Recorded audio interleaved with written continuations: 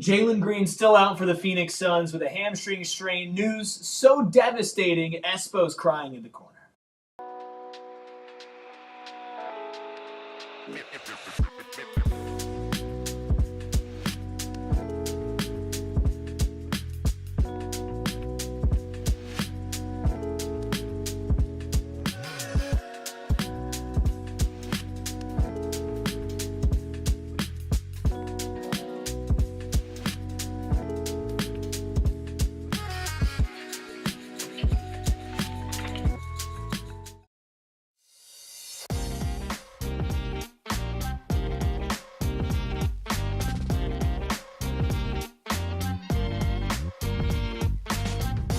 Psychos and Sickos unite for a solo dolo edition of PHNX Suns pregame show, of course, brought to you by Gila River Resorts and Casinos. You do you.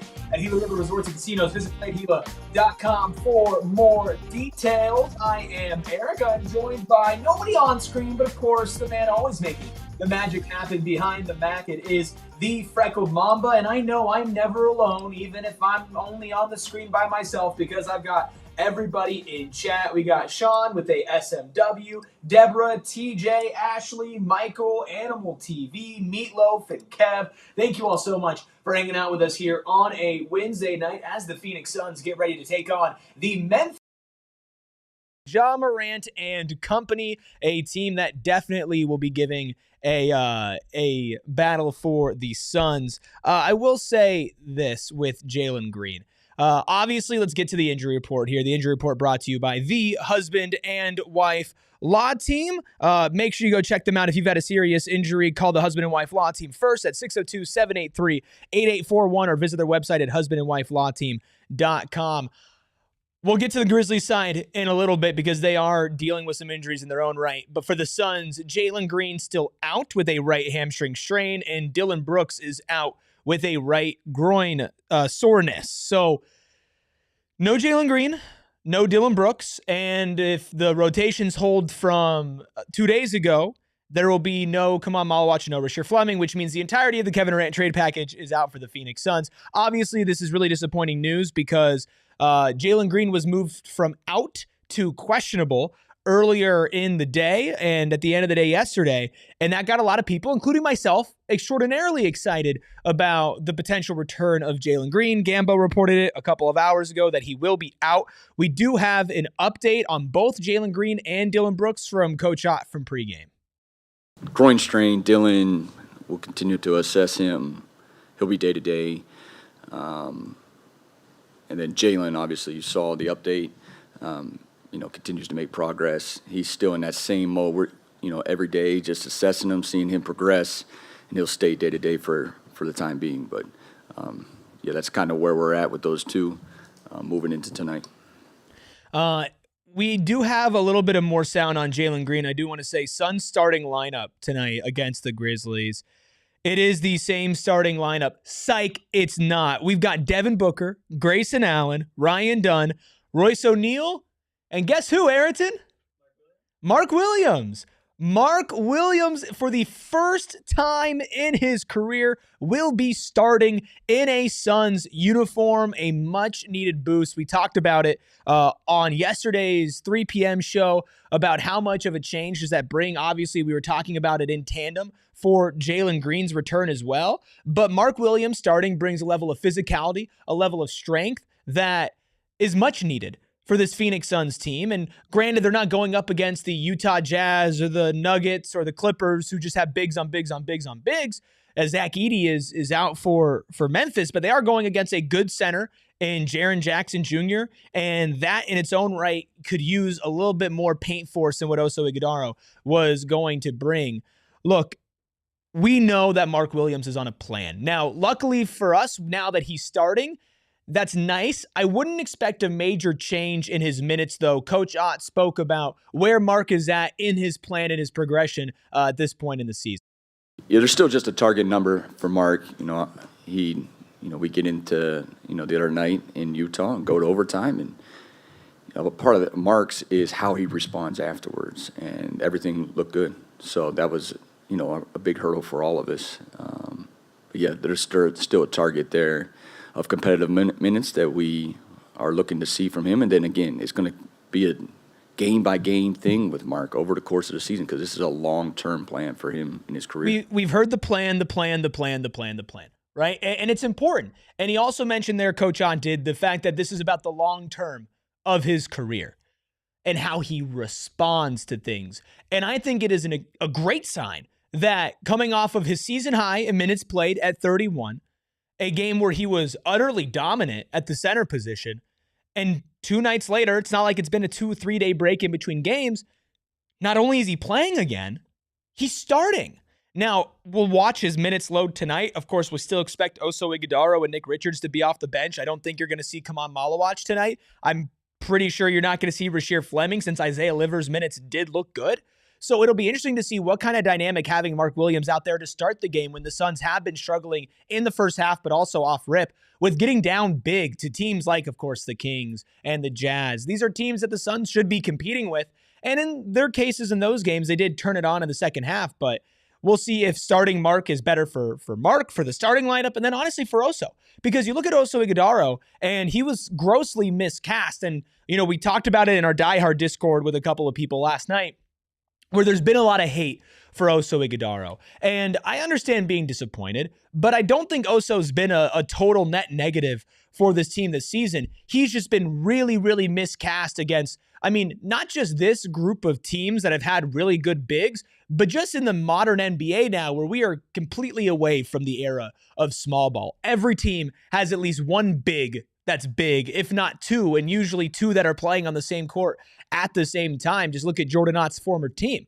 So getting Oso off the bench, having him more as a change of pace guy, somebody who can watch the game, get integrated into it, then come in, make reads, switch on defense, and be an energy guy. It's where we saw him thrive last year as well. Now, another part of that starting lineup that we are not seeing a change in is Royce O'Neal. He's going to continue to be starting at that power forward position. It'll be interesting to see if he could pull off the rebounding chops that he was able to, hit some threes like he did against Utah in 45 minutes played. He'll still need to be able to lock in defensively as well. Ryan Dunn is somebody that Coach Ott talked about in pregame and mentioned the fact that he will be tasked with guarding one of the best guards in the NBA, Ja Morant. Great test tonight. So he will be on that ball tonight. This is one of the fastest, quickest, most aggressive ball handlers we have in the league. So, again, young player. I think you've seen him grow, even since Summer League. But now he has different players around him than even last season. But his calling card's always going to be to defend, rebound, get us extra possessions, get out in transition, get into the paint. He's got to put some type of rim pressure, whether that's with the ball on the offensive end or with his cutting. And then defensively, he knows exactly what he has to do to impact the game. And tonight will be a great test. And second-year player to get out there playing against one of the quickest, fastest, most aggressive guys. It's a great test.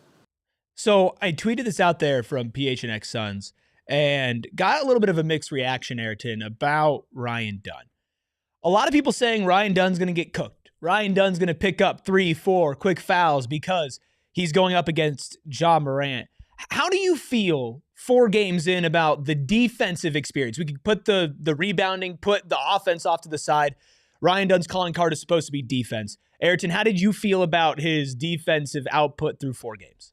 I think a big thing with Ryan Dunn's defense for me is that I want to see him and feel like he's at his best next to Dillon Brooks, and we haven't had that recently. So obviously he's had a little bit of an issue, but you heard Ott say it himself. Like, this is a great test for a second-year player to go up against one of the best guards in the league. So hoping the best for him, but also hoping that we get to see Dillon Brooks next to him also. Yeah, we talked about Ryan Dunn being better insulated so far this season. With a defensive lineup and Dillon Brooks out there and obviously Mark Williams behind him at that center position instead of anybody else. We talked about that with a lot of Suns players, Grayson Allen, Devin Booker, like Royce O'Neal. We said, okay, they're going to be put in a better defensive position. Now, overall, the team defense has not been great over the entirety of a game. It's come in spurts and pieces. Ryan Dunn's defense himself, I think it's been fine. Like, I think he's still been a good defender. I haven't seen this incredible leap, but Animal TV puts it well. It says, just got to stay out of foul trouble. Those quick and early fouls are something that he struggled with last year. And he's put in a really hard task, whether you're guarding a James Harden, who's an incredible foul baiter, whether you're guarding, a Dennis Schroeder, who I know isn't the best player, but is a crafty guard that's been in the league for a long time, or you're guarding a Jamal Murray, who for the first time in his entire career has decided to play well to start the season off. He hasn't had an easy task really on any given night. I know maybe some people will look at Keontae George and think that's not as easy as a task, but Keontae George is also a good player too. You just got to expect a little bit better from him defensively. Now, I will say he's excelled in the rebounding department, which is something this team has really needed. Even with Dillon Brooks in the starting lineup, this team needed somebody to play bigger, and Ryan Dunn has played bigger, and that's been really good for them and really good for him. Obviously, you'd like to see a little bit more out of him offensively, whether it's off of cuts, whether it's off of threes made. But you got to remember, this is a second-year guy who was deemed the best defensive prospect that somebody's ever seen and the worst offensive prospect that somebody's ever seen. The fact that he's averaging 7 to 8 points per game, realistically, you're not going to see a massive spike. I know we all hoped about it, and we talked about the potential of it over the summer. Realistically speaking, his ceiling as far as points scored, 12 to 14 points probably at best in his career, and that's probably on a really good team that's really insulated offensively. Where you need to see him take that leap is defensively. And tonight against Ja Morant, that's a really good test because Ja is not the same type of guy as James Harden. James Harden is a threat from everywhere on the court. Ja's been a better three-point shooter this year, but he's not exactly this pull-up three menace, right? Ja likes to get downhill. He likes to be crafty going downhill, finish around the rim, right? That is the Ja Morant game. Hopefully now with Mark Williams starting behind him, who's going to be better at protecting the interior defensively than Oso Ighodaro is, who thrives more on switches, hopefully Ryan's able to contain this star player a little bit better than some other star players that he's been guarding so far this season. So I don't feel as bad as maybe some people feel about Ryan Dunn so far this season as a macro level and then for this game on a micro level, but I will say I agree that he needs to play at least a little bit better, right? Especially defensively, if that's the mark that you're going to make. One last soundbite from Jordan Ott here. We mentioned the stat on yesterday's show about how the Suns have some of the best shot quality, if not the best shot quality in the NBA with shooters with nobody within a couple feet of them. But obviously the three-point percentage, as again we covered before, has not been fantastic. Coach Ott was field about how he's felt the shot quality has been. Great. I think again, analytics is a piece of that. Our feel is a piece of that. I really felt in Utah with how aggressive they were at the point of the screen. We were moving it. We were getting great looks. Again, we're always going to try to get the rim first. We know that's the highest quality look that we can get. But if not, felt like we got great three-point looks in game, and that's what the data suggested. So overall, through 4 games, we're getting high-quality looks from 3. We're going to take what the defense offers and what best fits our personnel. Right now, we're getting the top 5 three-point field goal shots.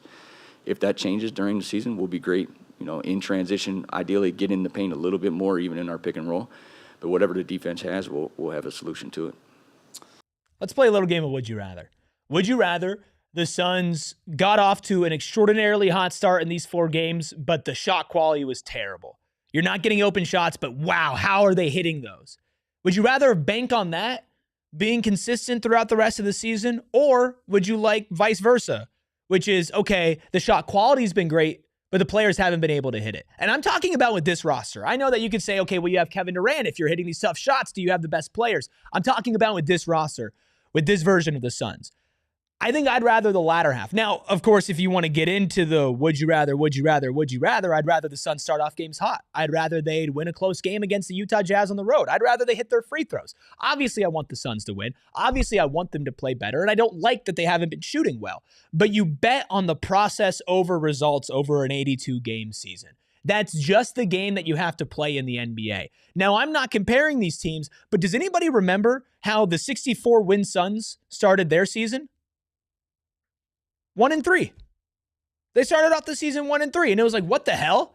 You just come off of a finals run, and now obviously we know what happened in the playoffs last year, but that's a team that the process was good through 4 games, but the results weren't there. Now, this is not that team. The expectations aren't that team. The talent level is not that team. So that is not a comparison. It's more just you look across the NBA, the Orlando Magic, right? The Orlando Magic have had a really tough start to the season. Are people completely saying they're not going to be a good team in the East, or are they just saying they need to change some things? There are other teams that have gone off to an extraordinarily hot start, like the Philadelphia 76ers. Are we betting on the Philadelphia 76ers to be true contenders in the East?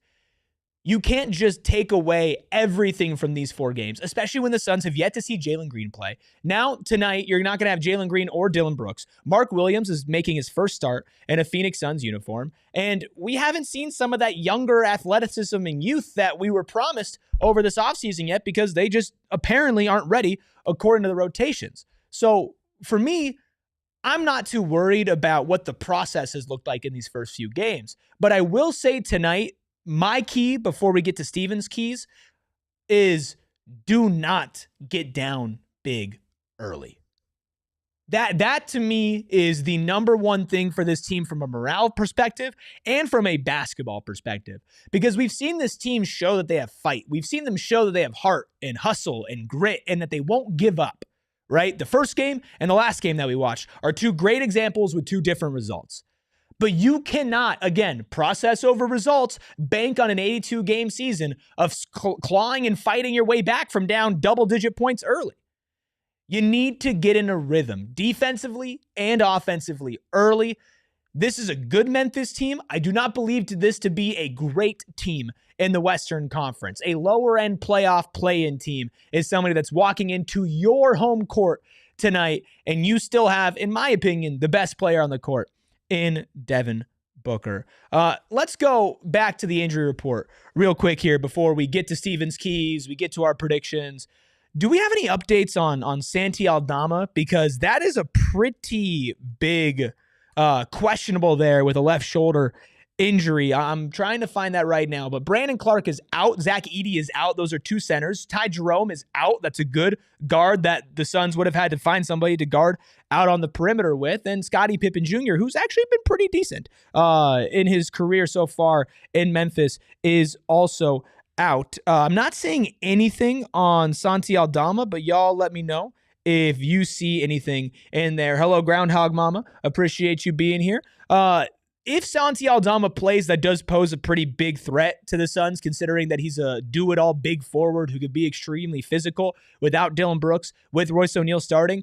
Isaiah Livers body type-wise is probably your best matchup that you have if you're not going to play Rasheer Fleming, but I'm still on team play Rasheer Fleming. I'm still on team play Kaman Malawach.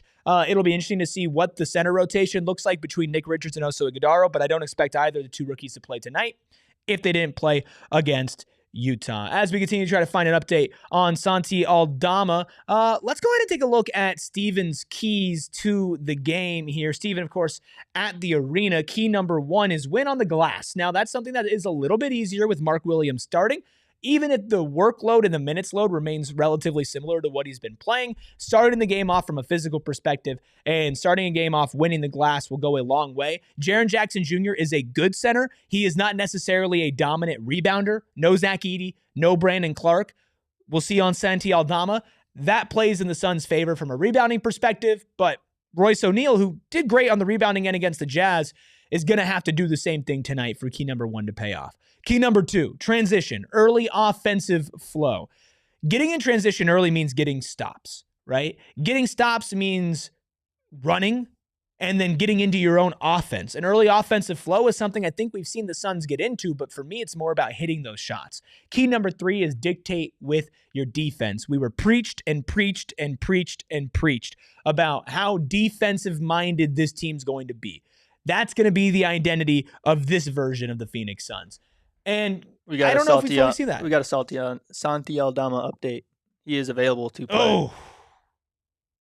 If you don't know about Santi Aldama, dude can hoop.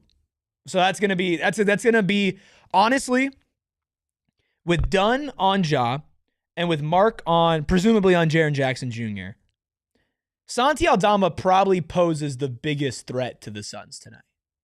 Is he the most talented player on the Grizzlies? No. But Royce O'Neal's going to be guarding him. That's a massive size disadvantage. And I like what Royce did offensively against the Jazz. Defensively this season, Royce has left a lot to be desired. I feel like he's taken a step back in that department, which is understandable considering the point that he's in his career. But he's still in that role. He's still going to be asked to do it. Or Grayson Allen's going to guard him, or Devin Booker's going to guard him. So realistically, Royce O'Neal's going to guard him. Keep your eyes on Santi Aldama tonight as the Suns are without Dillon Brooks. I would maybe say if we're going to see a rookie, that a Rasheer Fleming, if Isaiah Livers and or Royce O'Neal aren't doing a good job on Santi Aldama, maybe that's where we see a Rasheer Fleming. But we heard the keys from Steven, but what about the must-win meter? I haven't seen what Steven has picked for the must-win meter yet today. He's at a 3, so it went down. But honestly, Ayrton, if I'm being completely genuine, I kind of thought he was going to be the dude to just be a 0 the entire time. I was expecting 0s to 1s for both Steven and Espo, so this is honestly surprising. Espo's all over the place with his must-win meter. At least I'm consistent. Espo is at a 5, and I am at a 10. I'm always at a 10. Now, without Jalen Green, that does make things a little tough because you still need, you need to win. You don't want to start the season. Nobody wants to start the season 1-4. You know, we had some people, aka Psycho Blue, in our Discord talk about the fact that the guys seemed pissed after the Jazz game. Colin and Devin Booker and people talking about, is Devin going to be happy? Does Book want to be here? Which again, 4 games into the season, let's take a breath. I think the reason why that game made them mad was, yes, obviously they lost. They didn't want to lose. But also the fact that they came so close. They fought so hard on the road, and a couple made free throws, one loose ball, one extra possession in their favor, and they win that game. So I think that's why there was maybe a little extra hint of disappointment for the Suns after that game. But this is a team that expects themselves to compete. Now, what the books say, what the fans expect, now that's a little bit different. But this is a team that from a franchise perspective knows they're not going to be playoff top 4 seed contenders, but they also know they don't have their pick. These players all believe in themselves and believe in themselves to be winners. Starting off a season 1-4 is not the end of the world, right? Especially considering the fact that you haven't been healthy, missing Dillon Brooks for 2 of those games, Jalen Green for all those games, Mark Williams for 1 of those games, and this is the first time that he's starting tonight. All of that's still out there. 1-4 is not a great start. Winning 1 out of every 5 games is not ideal for this team. That would put them at under on their, of course, win-loss over-under perspective. You know, we got Come On Malawatch in the chat, which is a little bit concerning. Come on, considering that you're supposed to be playing out there in a couple of minutes, but we do appreciate Come On Malawatch coming by.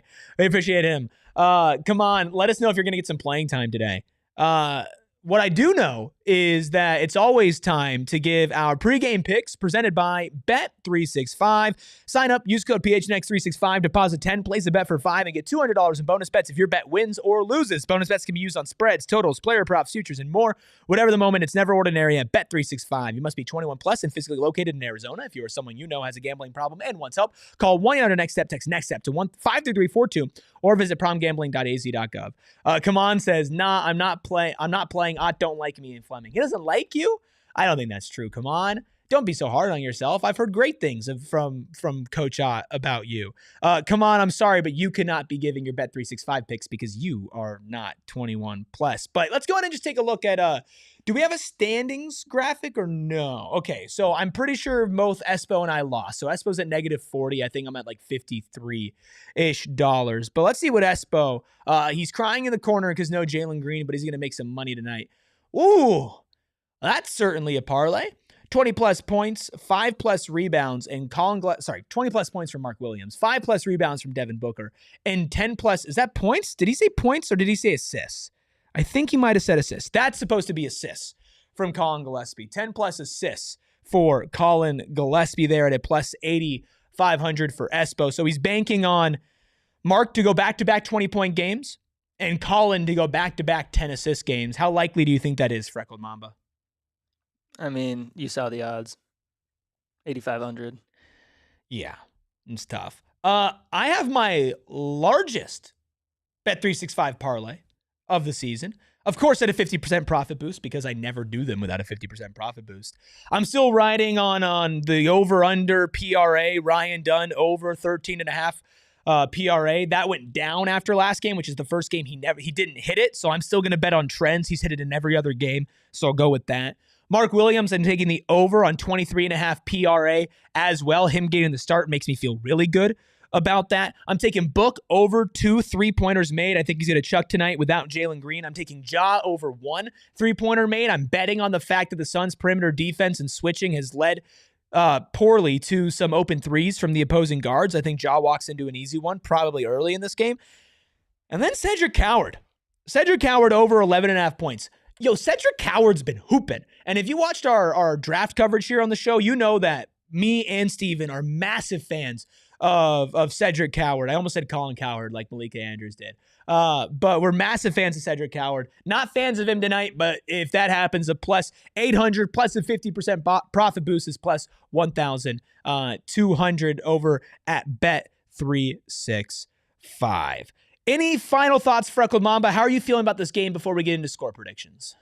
I think the Grizzlies having as many people out as they do gives me a little bit of hope, but also we are missing 2 out of our top 3 players, so obviously that hurts a little bit. I am excited to see Dunn. I am excited to see Mark in the starting lineup.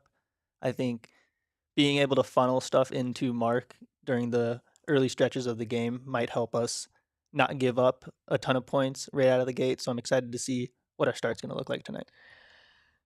What do you think is the number one key for the Suns to win tonight? Is it that start? It's definitely cannot get down to a tough, slow start. They are down by at least 20 points in most of these games in the first quarter, and then they come back and lose them by a margin of less than 10 or something like that. Like, if you get rid of the bad starts, you're in the game and you have a chance to win these. Chat, what do you think? King says, when is the next watch party? We're going to be working on another one for the end of November, but King, I know you're a hater, so it'll be fun to see you there.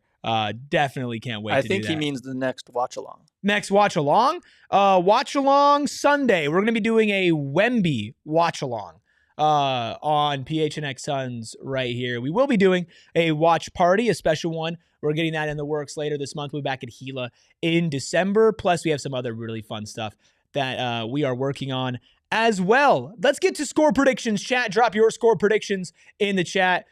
King said amazing, not a hater. Okay, good. King, there's so many people who come in here that are haters. I'm sorry that I misunderstood you. King, you are a king. And we do appreciate you being here. King, give me your score prediction for tonight. Everybody else drop yours as well. This is what the crew thinks. Everybody says the Suns pick up a victory. That trend means the Suns are probably going to lose. Steven says 118-112 Suns. Espo is 118-117, a 1-point win at home. I'm taking 111-106. Ashley Shaw says 114-105. King says he'll be watching Sunday. That's great. Rao says I'm a hater of Steph. We're going to go with Curry because we like the other Steph here. Rao taking Memphis 120-100. Lonnie says 117-108 Suns. Jeff says 110-100 Suns. Wow Factor says if Brooks and Jalen not back for the Spurs, this team is cooked. I don't know if it's that far. But I will say if Jalen Green doesn't play this week, I will officially be hitting the semi-panic button. Come on, Mala Watch says 121-110 Suns. Wow Factor says 120 Grizz to 100 Suns. Brett says I'm 100% a Mala Watch hater. Why? Are you Coach Ott? Is that why? Are you Coach Ott's burner? Deborah, 115-110 Suns, and says, enjoy, everyone. We will enjoy. You enjoy as well. We'll be back for postgame. Espo will be calling in. Steven will be calling in as well. So make sure you are tuned in to a super fun PHNX Suns postgame show. Make sure you follow along at PHNX_Suns on Twitter during the game. Shout out to the Freckled Mamba. You can follow him at Freckled Mamba. You can follow me at ERIKRUBY. And remember, until next time, Espo's still crying in the corner over Jalen Green's hamstring injury. Work.